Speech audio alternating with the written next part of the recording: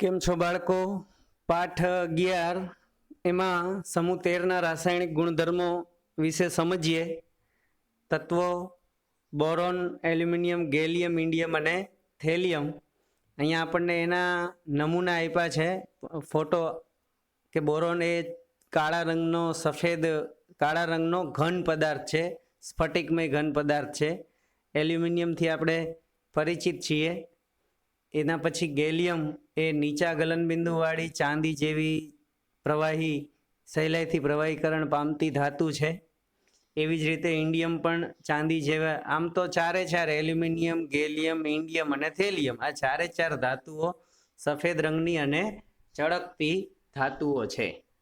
તો આ જે ધાતુઓના પ્રતિકૃતિરૂપ નમૂનાઓ છે અને આપણે જાણકારી માટે એથી આગળ અમે જોઈએ તો જે 13માં સમૂહના જે તત્વો છે એના રાસાયણિક ગુણધર્મો, એમાં સૌથી પહેલા છે એની ઓક્સિડેશન અવસ્થા. તો સમૂહ 13ના તત્વો +1 અને +1 આ બે પ્રકારની ઓક્સિડેશન અવસ્થાઓ ધરાવે છે. +3 એને સમૂહ ઓક્સિડેશન અવસ્થા કહેવાય. એ સમૂહ નંબર 13 છે એટલે આપણે કીધું હતું કે આ સમૂહનો ક્રમ હોય એટલી અથવા તો એમાંથી 10 બાદ કરો એ સમૂહ ઓક્સિડેશન અવસ્થા. સંયોજકતા કક્ષામાં 3 ઇલેક્ટ્રોન છે, NH2 NP1 એટલે 3 અને +1 ઓક્સિડેશન અવસ્થા ધરાવે છે. એમાંથી હલકા તત્વો છે એ +3 ઓક્સિડેશન અવસ્થાવાળા સંયોજનો બનાવવાનું વલણ ધરાવે. એટલે કે બોરોન, એલ્યુમિનિયમ, ગેલિયમ આ +3 ઓક્સિડેશન અવસ્થાવાળા સંયોજનો બનવાનું વલણ ધરાવે. અને જે ભારે તત્વો છે એ +1 ઓક્સિડેશન અવસ્થાવાળા સંયોજનો બનવાનું વલણ ધરાવે છે. અને કે સમૂહમાં આપણે નીચે તરફ જઈએ એમ આ વલણ વધતું જાય છે. કારણ તો કે 4F એટલે કે 4F અને 4P એની વચ્ચે 3D કક્ષક છે. એવી રીતે 5S અને 5P ની વચ્ચે 4D કક્ષક છે. 6X, 6S અને 6P ની વચ્ચે F અને D બે કક્ષક છે, 4F અને 5D. અને આ જે કક્ષકો છે એના કારણે સ્ક્રીનિંગ અસર ઘટે છે અને નિષ્ક્રિય યુગ્મ અસર S કક્ષકના 2 ઇલેક્ટ્રોન બંધમાં ભાગ લેવાની વૃત્તિ ઘટતી જાય છે. એટલે નીચે તરફ આવતા +1 ઓક્સિડેશન અવસ્થાવાળા સંયોજનો બનવાનું વલણ વધે છે. +1 ઓક્સિડેશન અવસ્થાનું સ્થાયિત્વ ક્રમશઃ એલ્યુમિનિયમ, ગેલિયમ, ઇન્ડિયમ અને થેલિયમ તરફ જતા વધે છે. આ MCQ આપણે આગળના વિડીયોમાં છેલ્લો એક MCQ હતો જે નીટમાં પૂછાયેલો એ આવી ગયો. એ MCQ આપણે P વિભાગના તત્વોમાં ઓક્સિડેશન અવસ્થા વિશે ચર્ચા કરી હતી એટલે ત્યારે પણ આપણને આવડે. એથી આગળ છે કે બોરોનનું નાનું કદ છે એના કારણે એમાંથી 3 ઇલેક્ટ્રોનને દૂર કરવા હોય અને બોરોન +3 વાળો ધન આયન બનાવે તો આ જે પ્રથમ આયનીકરણ એન્થાલ્પી, દ્વિતીય આયનીકરણ એન્થાલ્પી અને તૃતીય આયનીકરણ એન્થાલ્પી, ત્રણેય આયનીકરણ એન્થાલ્પીનો સરવાળો કરીએ તો એ ઘણો મોટો થાય. એટલે એ બોરોન જે છે એ આયન બનાવે નહીં, આયન ન બનાવે એટલે એ આયનિક સંયોજનો ન બનાવે, એ માત્ર સહસંયોજક સંયોજનો બનાવે છે. તો એવું કારણ પૂછાય કે બોરોન કેમ ફક્ત સહસંયોજક સંયોજનો જ બનાવે છે? તો કારણ છે કે એની પ્રથમ 3 આયનીકરણ એન્થાલ્પીનો સરવાળો વધુ થાય છે એટલા માટે. જ્યારે એલ્યુમિનિયમ છે એ +3 ઓક્સિડેશન અવસ્થા +3 ઓક્સિડેશન અવસ્થામાં +3 ઓક્સિડેશન અવસ્થાવાળો આયન બનાવે છે. એમાંથી 3 ઇલેક્ટ્રોનને દૂર કરવા માટે જે ઉર્જાની જરૂર પડે છે એ ઓછી છે અને એટલી ઉર્જા જે છે એ સંયોજન બને ત્યારે ઉત્પન્ન થાય છે. તો એના કારણે એ આયનિક સંયોજનો બનાવી શકે છે. જ્યારે બોરોન જે છે એ આયનિક સંયોજનો બનાવતા, સંયોજનો બે પ્રકારના હોય, આયનિક અને સહસંયોજક, ઇલેક્ટ્રોનની આપલે અને ઇલેક્ટ્રોનની ભાગીદારી. તો આયનિક સંયોજન બનાવે ત્યારે ઇલેક્ટ્રોન આપી દેવાના થાય, તો આ 3 ઇલેક્ટ્રોન ગુમાવવા માટે બોરોનમાં વધુ ઉષ્માની જરૂર પડે છે. એથી આગળ છે કે ભાઈ આ સમૂહના તત્વો છે એ 3 સંયોજકતા ધરાવે છે, 3 ઓક્સિડેશન આંક છે એટલે બરાબર. તો આ જે ત્રિસંયોજક અવસ્થામાં જે વચ્ચે અણુ હશે, મધ્યસ્થી અણુ, એની આજુબાજુ જે પરમાણુઓની ગોઠવણી 3 એના 3 બીજાના ટોટલ 6 ઇલેક્ટ્રોન થાય. એટલે આવા ઇલેક્ટ્રોન ઉણપ વાળા અણુઓ એ સ્થાયી રચના પ્રાપ્ત કરવા માટે કોઈકની પાસેથી ઇલેક્ટ્રોન યુગ્મનો સ્વીકાર કરે. જ્યારે આ સંયોજન બને બોરોનના, એલ્યુમિનિયમના, ગેલિયમના, ઇન્ડિયમના કે થેલિયમના, એની 3 ઇલેક્ટ્રોનની ભાગીદારી કરે એટલે સંયોજકતા કક્ષામાં 6 ઇલેક્ટ્રોન થાય. અષ્ટક પૂરું ન થાય. અષ્ટક પૂરું ન થાય એટલે 8 ઇલેક્ટ્રોન એને પૂરા કરવા માટે એની પાસે ખાલી કક્ષકમાં કોઈકનું ઇલેક્ટ્રોન યુગ્મ સ્વીકારે. અને એવો લુઈસ એસિડ બેઝ સિદ્ધાંત પ્રમાણે જે ઇલેક્ટ્રોન યુગ્મ સ્વીકારી શકે એને લુઈસ એસિડ કહેવાય. એટલે આ જે તત્વો છે સમૂહ 13ના તત્વો, એ બધા તત્વોના જે સંયોજનો, એ સંયોજનો લુઈસ એસિડ તરીકે વર્તવાનું વલણ ધરાવે છે. અને આ જે વલણ છે એ સમૂહમાં નીચે તરફ જતા ઘટતું જાય છે. લુઈસ એસિડનું જે વલણ છે એ સમૂહમાં નીચે તરફ જતા ઘટતું જાય છે. એથી આગળ છે હવે કે અહીંયા આપણને લુઈસ એસિડ માટેનું ઉદાહરણ આપ્યું છે કે ભાઈ બોરોન ટ્રાયક્લોરાઇડ છે, એમાં બોરોનની આજુબાજુ 3 ક્લોરીન, મધ્યસ્થ પરમાણુ બોરોન. હવે એમોનિયા છે, એમોનિયા પાસે એની નાઇટ્રોજન પાસે 5 ઇલેક્ટ્રોન છે. હવે 5 ઇલેક્ટ્રોન છે એટલે એ જ્યારે બંધ બનાવશે 3 હાઇડ્રોજન સાથે, જો ત્યારે 2 ઇલેક્ટ્રોન જે છે ઇલેક્ટ્રોન યુગ્મ 5માંથી 3 ઇલેક્ટ્રોન બંધમાં ભાગ લેશે. 1 ઇલેક્ટ્રોન યુગ્મ એમણા અયુગ્મિત અબંધકારક ઇલેક્ટ્રોન યુગ્મ રહી જશે. આ જે ઇલેક્ટ્રોન યુગ્મ છે એ અબંધકારક ઇલેક્ટ્રોન યુગ્મ છે, બરાબર છે. તો હવે જ્યારે બોરોન જ્યારે 3 ક્લોરીન સાથે બંધ બનાવ્યા અહીંયા, તો ન્યા એ શું થશે કે ભાઈ એને 2 ઇલેક્ટ્રોનની ઘટ છે અષ્ટક પૂરું કરવા માટે. તો ઈ જે ખાલી કક્ષા છે, ખાલી કક્ષકની અંદર એ 2 ઇલેક્ટ્રોન યુગ્મનો સ્વીકાર કરશે. એટલે આ જે બંધ છે અહીંયા તીરવાળો બંધ, બોરોન ટ્રાયક્લોરાઇડ અને એમોનિયા વચ્ચેનો જે બંધ છે એ બંધ કેવો છે? તો કે એ બંધ એને કહેવાય સંવર્ગ સહસંયોજક બંધ. જે એમોનિયા જે છે એ લુઈસ બેઝ તરીકે વર્તું અને બોરોન ટ્રાયક્લોરાઇડ છે એ લુઈસ એસિડ તરીકે વર્તે છે. તો આ હતી લુઈસ એસિડ તરીકે વર્તે અને આવા સંયોજનો બનાવે છે. એવું ને એવું એક સંયોજન આપ્યું છે કે ભાઈ આમાં આપણને જે એલ્યુમિનિયમ ટ્રાયક્લોરાઇડ, એ પણ સ્થાયીતા માટે એલ્યુમિનિયમ ટ્રાયક્લોરાઇડનો જે અણુ છે એ Al2Cl6 2 અણુ ભેગા થઈ એવો દ્વિઅણુ ડાયમર જેને કહેવાય એવું બનાવે છે. તો આ છે એલ્યુમિનિયમ ટ્રાયક્લોરાઇડનો ડાયમર. ડાયમર એટલે એલ્યુમિનિયમ ટ્રાયક્લોરાઇડના 2 અણુ એકબીજા સાથે જોડાય. એમાં એલ્યુમિનિયમની જે મધ્યસ્થ પરમાણુ છે એલ્યુમિનિયમ, એની આજુબાજુ 6 ઇલેક્ટ્રોન હોય, એને એક કક્ષક ખાલી હોય, એમાં ઇલેક્ટ્રોન યુગ્મનો સ્વીકાર કરે. ક્લોરીનની આજુબાજુ 3 અબંધકારક ઇલેક્ટ્રોન યુગ્મ હોય. તો એ 3 અબંધકારક ઇલેક્ટ્રોન યુગ્મમાંથી એક અબંધકારક ઇલેક્ટ્રોન યુગ્મ એ એલ્યુમિનિયમના પરમાણુને આપે અને ત્યાં જે આ તીરવાળા જે બંધ બને છે, એ તીરવાળા જે બંધ છે એ બંધ કેવા કહેવાય? એને સંવર્ગ સહસંયોજક બંધ. ઇલેક્ટ્રોન યુગ્મ એનું દાન કરી અને બંધ બનેલા છે. આ જે બંધ છે એ બંધ કેવા બંધ કહેવાય? ઇલેક્ટ્રોન સંવર્ગ સહસંયોજક બંધ, બરાબર છે. અહીંયા આપણને એ એલ્યુમિનિયમ ટ્રાયક્લોરાઇડ સફેદ અને પીળા રંગનો પાવડર જે છે એ છે મળી આવે. એનું એલ્યુમિનિયમ ટ્રાયક્લોરાઇડ એવો હોય, એના માટેની એક ફોટો પ્રતિકૃતિ. એથી આગળ કે ભાઈ એલ્યુમિનિયમ ટ્રાયક્લોરાઇડ જે છે અને આ ટ્રાયક્લોરાઇડ સંયોજનો મોટે ભાગે સહસંયોજક સંયોજનો બનાવવાનું વલણ ધરાવે છે અને આ સંયોજનો પાણીમાં જળ વિભાજન પામે. સંયોજનોને પાણીમાં નાખવામાં આવે તો પાણીમાં રહેલા H+ આયનો છે એ આ સંયોજકો સાથે જળ વિભાજન પામી અને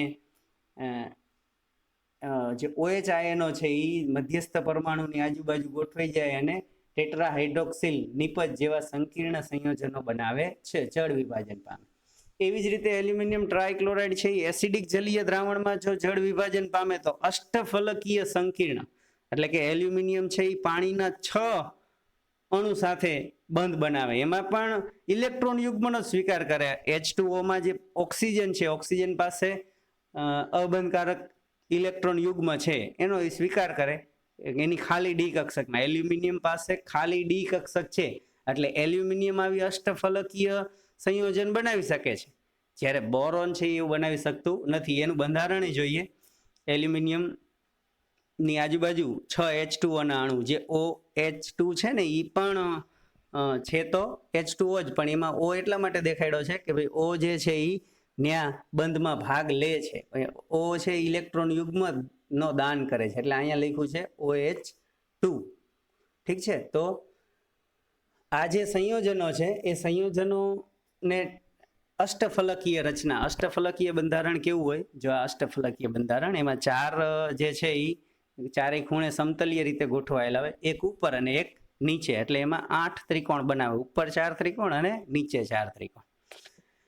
તો આના પરથી એક કોયડો આપ્યો છે, આ ઓક્સિડેશન અવસ્થા માટેનો કોયડો છે કે ઓક્સિડેશન અવસ્થા જે +3 અને +1 ઓક્સિડેશન અવસ્થા ધરાવે છે સ્થાયીતા માટેનો. હવે પ્રશ્ન એવો છે કે એલ્યુમિનિયમ +3 માંથી એલ્યુમિનિયમ +3 આયનમાંથી એલ્યુમિનિયમનો પરમાણુ બને, આ જે રિડક્શન છે એનું આ રિડક્શનનું રિડક્શન પોટેન્શિયલ મૂલ્ય, પ્રમાણિત રિડક્શન પોટેન્શિયલ મૂલ્ય -1.66 છે. અને થેલિયમ +3 માંથી થેલિયમ બને એનું જે રિડક્શન પોટેન્શિયલ મૂલ્ય છે એ +126 વોટ છે. તો દ્રાવણમાં આ આયનો +3 ઓક્સિડેશન અવસ્થાવાળા આયનો બનવા વિશેનું શું અનુમાન તમે કરશો? તો હવે એક સીધી વાત છે કે ભાઈ જેનું રિડક્શન પોટેન્શિયલ મૂલ્ય ધન હોય એ રિડક્શન પામવાની વૃત્તિ ધરાવે, અને જેનું રિડક્શન પોટેન્શિયલ મૂલ્ય ઋણ હોય એ રિડક્શન પામવાની વૃત્તિ ધરાવે નહીં. તો એલ્યુમિનિયમ +3 આયનનું રિડક્શન પોટેન્શિયલ મૂલ્ય ઋણ છે એટલે એને રિડક્શન પામવું નથી. રિડક્શન પામવું એટલે એલ્યુમિનિયમનો ધન આયન છે ઇલેક્ટ્રોન સ્વીકારી અને એલ્યુમિનિયમનો પરમાણુ બને, તો એને એ બનવું નથી. જ્યારે થેલિયમનો ધન આયન છે એ ઇલેક્ટ્રોન યુગ્મનો સ્વીકાર કરશે, અથવા તો ઇલેક્ટ્રોનનો સ્વીકાર કરશે, ઇલેક્ટ્રોન મેળવવા એટલે રિડક્શન, અને ઇલેક્ટ્રોન મેળવી અને થેલિયમનો પરમાણુ બનશે. એટલે દ્રાવણની અંદર એલ્યુમિનિયમ +3 ના આયનો જે હશે એ સ્થાયી હશે, અને થેલિયમ +3 ના આયનો જે હશે એ સ્થાયી નહીં હોય. દ્રાવણમાં થેલિયમ +3 ના આયનો છે એ રિડક્શન પામી અને થેલિયમના પરમાણુમાં રૂપાંતરિત થઈ જશે. જો ઉત્તર જે જવાબ આપ્યો છે એમાં આપણને લખેલું છે કે ભાઈ દ્રાવણમાં એલ્યુમિનિયમ +3 આયનો બનવાનું વલણ વધુ હોય છે અને થેલિયમના આયનો અસ્થાયી હોય છે. પ્રબળ ઓક્સિડેશન કરતા પણ છે, પ્રબળ ઓક્સિડેશન કરતા એનું પોતાનું રિડક્શન થશે તો એ બીજાનું શું કરશે? ઓક્સિડેશન. એ પોતે ઇલેક્ટ્રોન મેળવશે તો કોઈક તો ઇલેક્ટ્રોન ગુમાવશે, જે ઇલેક્ટ્રોન ગુમાવશે એનું શું થશે? ઓક્સિડેશન. એથી આગળ હવા સાથેની પ્રતિક્રિયાત્મકતા, સમૂહ 13 ના તત્વો હવા સાથે પ્રક્રિયા કરે છે એના માટેના ગુણધર્મો આપ્યા છે. બોરોન સ્ફટિકમય અવસ્થામાં અપ્રતિક્રિયાત્મક છે, એને જો સ્ફટિકમય હોય તો એ પ્રક્રિયા કરતું નથી. જો એનો બારીક ભૂકો કરી નાખવામાં આવે અને ઊંચા તાપમાને પ્રક્રિયા કરવામાં આવે અસ્ફટિકમય, તો એ પ્રક્રિયા કરે છે, પણ એ વિષમ પરિસ્થિતિમાં, સામાન્ય પરિસ્થિતિમાં નહીં. એલ્યુમિનિયમની સપાટી પર ઓક્સાઇડનું એક સ્પળ બની જાય એટલે એલ્યુમિનિયમ ઓક્સાઇડ છે એ પછી અંદરનો જે એલ્યુમિનિયમ છે એની સાથે પ્રક્રિયા થવા દેતું નથી. એટલે એલ્યુમિનિયમની સપાટી પરનું ઓક્સિજન સાથે પ્રક્રિયા કરી અને ઓક્સાઇડ બનાવશે, પછી અંદરનું એલ્યુમિનિયમ હશે એ એલ્યુમિનિયમ એમણામ રહેશે, એ હવા સાથે પ્રક્રિયા કરશે નહીં. અસ્ફટિકમય બોરોન અને એલ્યુમિનિયમ એલ્યુમિનિયમ ધાતુ અને અસ્ફટિકમય બોરોન બે હવા સાથે ગરમ કરતા અનુક્રમે બોરોન, અસ્ફટિકમય બોરોનને હવા સાથે ગરમ કરવામાં આવે એટલે બોરોનનો ઓક્સાઇડ બને, અને એલ્યુમિનિયમ ધાતુને હવા સાથે ગરમ કરવામાં આવે એટલે એલ્યુમિનિયમનો ઓક્સાઇડ બને, Al2O3, અને ઓલો છે B2O3. ઈ શબ્દ એટલા માટે આપ્યો છે કે જો આપણને પેલા આગળ જે સમૂહ 1 અને સમૂહ 2 જોયા એમાં ઓક્સિડેશન પ્રક્રિયા એવી લખવી હોય તો અહીંયા લખતા M+O2 gives, જે પણ ઓક્સાઇડ બનતો હોય MO2 અથવા તો M2O, તો એ જે MO એવા ઓક્સાઇડ બને, તો આમાં ઈ એટલા માટે આપ્યો છે કારણ કે એમાં છે ને M એટલા માટે વાપરતા, એક જ સમૂહમાં બધી ધાતુઓ જ હતી.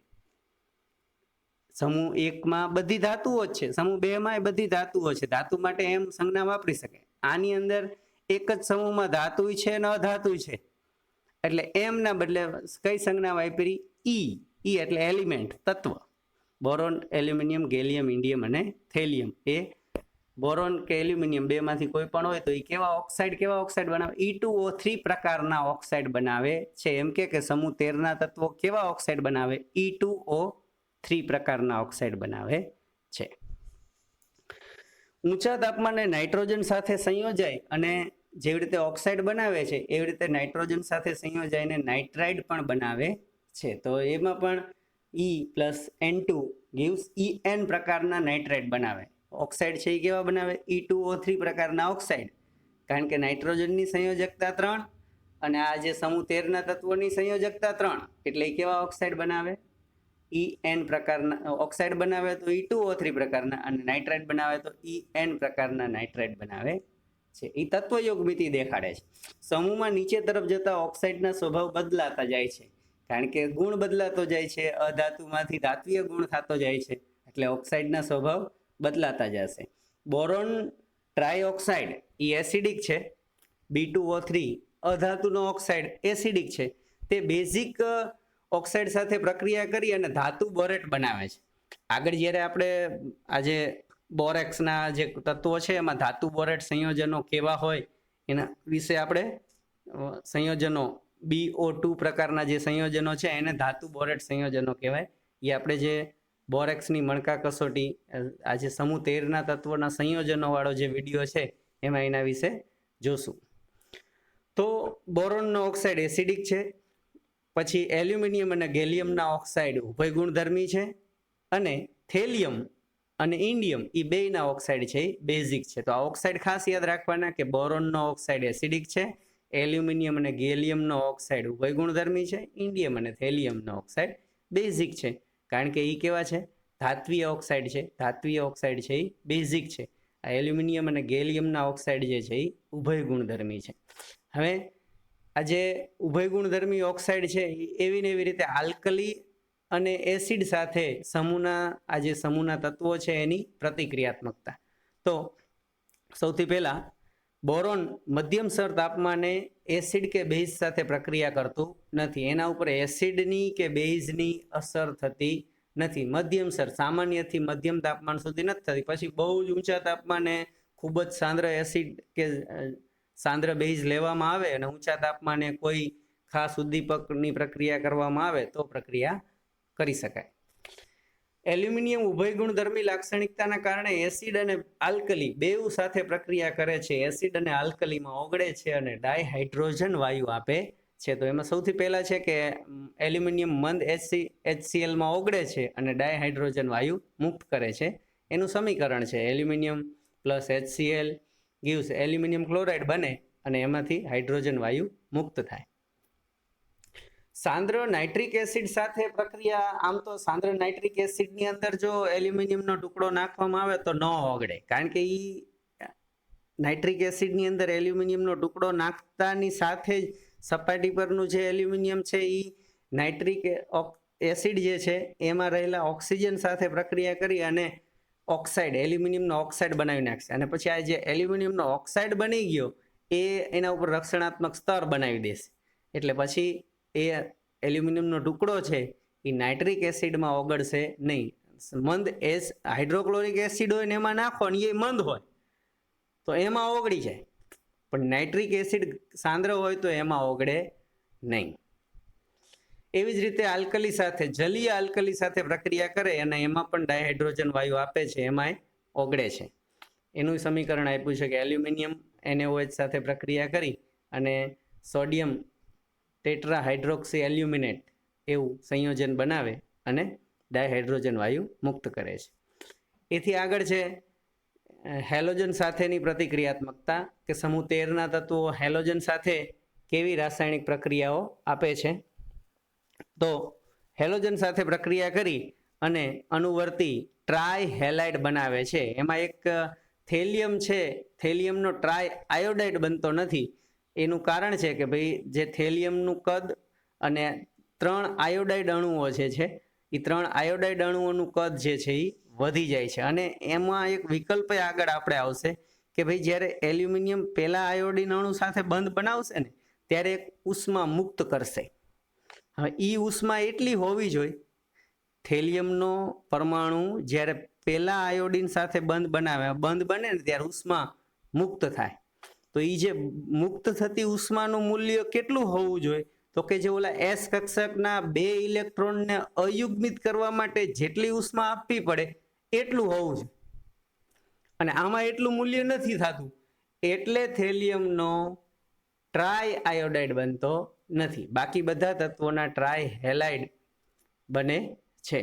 અહીંયા લખ્યું છે કે ભાઈ E + X2 gives EX3 એટલે કે ટ્રાય હેલાઇડ બનાવે છે. એમાં X એટલે ફ્લોરિન, ક્લોરિન, બ્રોમિન, આયોડિન અને E એટલે બોરોન, એલ્યુમિનિયમ, ગેલિયમ, ઇન્ડિયમ અને થેલિયમ.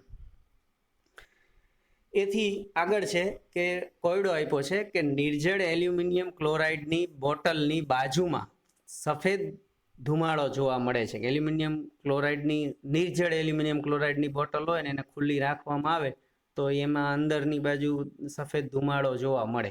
એવું કેમ?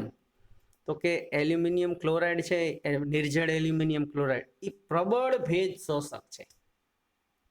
એ હવામાં રહેલો ભેજ સાથે પ્રક્રિયા કરે અને હવામાં રહેલા ભેજ સાથે પ્રક્રિયા કરી અને એલ્યુમિનિયમ જે છે એ પાણીના અણુ સાથે સંયોજન બનાવે. ઓલું આપણે આગળ જોયું એ પ્રમાણે એનું અષ્ટફલકીય સંકીર્ણ સંયોજન બનાવે.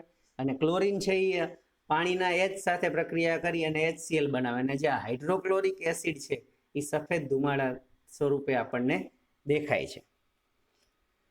તો આ પાઠને લગતા 2 MCQ છે પૂછાયેલા. નીટ 2017માં પૂછાયેલો MCQ છે કે નીચેના પૈકી કયા અણુમાં બંધકોણ 120 જોવા મળે છે? કે કયા અણુમાં બંધકોણ 120 નો હશે? હવે આગળ આપણે જે સંયોજનો બને છે કે ભાઈ PH3 ફોસ્ફીન, ક્લોરિન ટ્રાયફ્લોરાઇડ, નાઇટ્રોજન ટ્રાયક્લોરાઇડ અને બોરોન ટ્રાયક્લોરાઇડ. હવે આ જે બંધકોણ છે, બંધકોણ વિશે જે ઓલું બંધારણવાળો પાઠ આવ્યો પરમાણુ બંધારણ, એમાં સંકરણના આધારે તો કે sp2 અને sp3. હવે જ્યાં sp3 સંકરણ થાય ત્યાં સમચતુષ્ફલકીય રચના હોય, સમચતુષ્ફલકીય રચના. અને જ્યાં sp2 સંકરણ થાય તો અહીંયા જે છે એ એક S કક્ષકના અને 2 P કક્ષકમાં, એટલે sp2 સંકરણ થાય ત્યાં 120 નો બંધકોણ હોય. તો બોરોન ટ્રાયક્લોરાઇડ જે છે ત્યાં આપણને 120 નો બંધકોણ જોવા મળે છે. પછી એક MCQ છે કે નીચેના પૈકી કયા અણુમાં ઇલેક્ટ્રોનની ઉણપ વર્તાય છે? હવે વિકલ્પ જોયા વગર આપણે એવું કહી શકીએ કે સમૂહ 13ના તત્વોના સંયોજનો હોય એ ઇલેક્ટ્રોનની ઉણપ વાળા હોય. તો આમાંથી ડાયબોરેન છે, પછી C2H6 ફોસ્ફરસ અને સિલિકોન. તો આમાં સમૂહ 13નું સંયોજન હોય એવું બોરોનનું એક જ સંયોજન છે B2H6. તો E જે છે એમાં ઇલેક્ટ્રોનની ઉણપ હશે, એટલે કે એમાં બોરોન જે છે એ 3 હાઇડ્રોજન સાથે બંધ બનાવશે, એટલે બોરોન પાસે ઇલેક્ટ્રોનની ઉણપ હશે. તો જવાબ આવે A. તો આ હતા સમૂહ 13ના તત્વોના રાસાયણિક ગુણધર્મો. હવે આના પછીના વિડીયોમાં આપણે સમૂહ 13ના તત્વોના સંયોજનો વિશે ટૂંકમાં ચર્ચાઓ કરશું.